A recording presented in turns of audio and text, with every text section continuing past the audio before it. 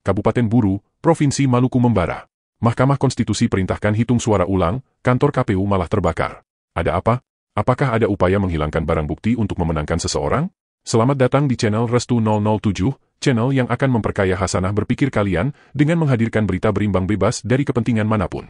Senin, 24 Februari 2024, Mahkamah Konstitusi memutuskan menerima sebahagian permohonan yang diajukan oleh pasangan calon Bupati Buru, Amus Besan, SH, Hamsah Buton.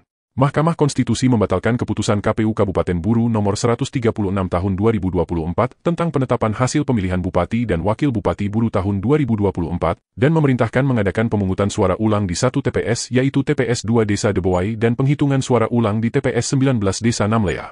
Lalu apa yang mendasari keputusan Mahkamah Konstitusi membatalkan keputusan KPU dan seberapa besar peluang pemohon dapat memenangkan pilkada jika putusan Mahkamah Konstitusi ini sudah dijalankan? Simak penjelasan selengkapnya berikut ini, jangan lupa tekan tombol like dan subscribe di bawah video, agar channel ini dapat berkembang. Terima kasih. Pemilihan Bupati Kabupaten Buru diikuti oleh 4 pasangan calon yaitu pasangan calon nomor urut 1, Daniel Rigan yang berpasangan dengan Dr. Harjo Udanto diusung oleh Partai Nasdem dan Gerindra.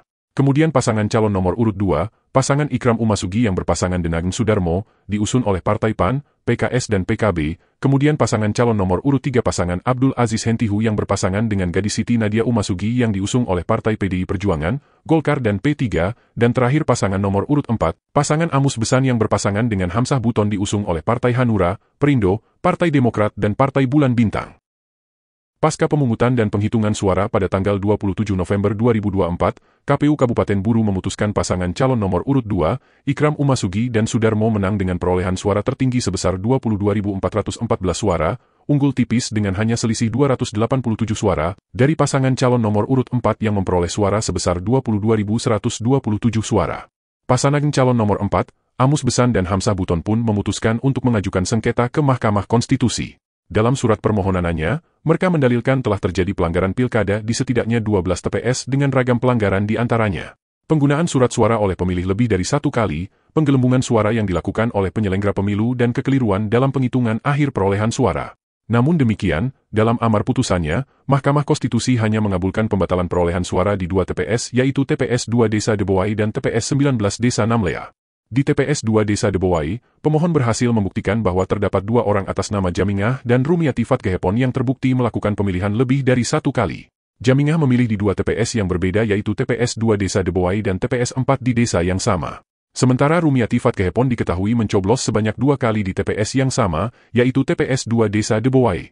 Entah apa yang ada di pikiran kedua orang ini, yang membuat repot banyak orang dan menyebabkan negara harus mengeluarkan dana tambahan untuk pemungutan suara ulang. Sementara itu, untuk kasus TPS 19 Desa Namlea, pemohon dapat meyakinkan Hakim Mahkamah Konstitusi bahwa telah terjadi penggelembungan suara yang dilakukan oleh KPPS di TPS 19 Desa Namlea sebanyak 139 suara. Menurut pemohon, sesuai daftar hadir yang menjadi pegangan saksi mereka, jumlah pemilih yang hadir menggunakan hak suara di TPS 19 Desa Namlea hanya 277 orang, namun oleh KPPS ditulis kehadiran sebanyak 416 orang. Untuk itu, Hakim Mahkamah Konstitusi memutuskan untuk TPS 19 Desa Namlea untuk menghitung ulang surat suara yang ada di kotak tanpa melakukan pemungutan suara ulang. Jadi di 2 TPS yang diloloskan oleh Hakim MK, perlakuannya berbeda. Yang satunya yaitu TPS 2 Desa Debowai pemungutan suara ulang, sedangkan TPS 19 Desa Namlea hanya menghitung ulang surat suara yang sudah dicoblos. Lalu, sanksi apakah yang dapat dikenakan untuk pemilih yang menggunakan hak pilihnya lebih dari satu kali, dan sanksi apa pula yang dapat dikenakan untuk penyelenggara yang dengan sengaja menambahkan atau mengurangi perolehan suara untuk calon tertentu? Dalam Undang-Undang Pemilu Nomor 7 Tahun 2017, pada pasal 533 tertulis setiap orang yang dengan sengaja pada saat pemungutan suara mengaku dirinya sebagai orang lain dan atau memberikan suaranya lebih dari satu kali di satu TPS atau lebih dipidana dengan pidana penjara paling lama 1 tahun 6 bulan dan denda paling banyak 18 juta rupiah. Pidana ini bisa dikenakan untuk Jumingah dan Rumiati Fatgehepon di TPS 2, Desa Debowai, jika benar terbukti menggunakan hak pilih sebanyak lebih dari satu kali. Sementara untuk penyelenggara pemilu yang terbukti sengaja menggelembungkan atau menghilangkan suara pemilih, di pasal 532 Undang-Undang Pemilu Nomor 7 Tahun 2017, tertulis, setiap orang yang dengan sengaja melakukan perbuatan yang menyebabkan suara seorang pemilih menjadi tidak bernilai atau menyebabkan peserta pemilu tertentu mendapat tambahan suara atau perolehan suara peserta pemilu menjadi berkurang dipidana dengan pidana penjara paling lama 4 tahun dan denda paling banyak 48 juta rupiah. Maka jika surat suara yang telah dicoblos di TPS 19 Desa Namlea dihitung ulang dan lalu terbukti ada unsur kesengajaan penambahan suara untuk calon tertentu, maka pidana sesuai pasal 532 Undang-Undang Nomor 7 Tahun 2017 ini menanti untuk para pelaku. Lalu apa sesungguhnya yang menjadi penyebab kantor KPU sampai harus terbakar justru menjelang penghitungan ulang surat suara? Kita masih menunggu hasil penyelidikan kepolisian. Kita berharap bahwa kebakaran ini bukan karena ada unsur kesengajaan menghilangkan barang bukti, karena jika sampai ini yang terjadi, maka yang ada adalah akan semakin menambah atau memperberat hukuman. Di masa yang serba canggih dengan peralatan yang sudah semakin mendekati sempurna, kejahatan dengan mudah terbongkar. Maka kepada penyelenggara pemilu, berlakulah setia pada aturan, atau kejahatan akan membawa kalian meringkuk di balik dinginnya jeruji besi.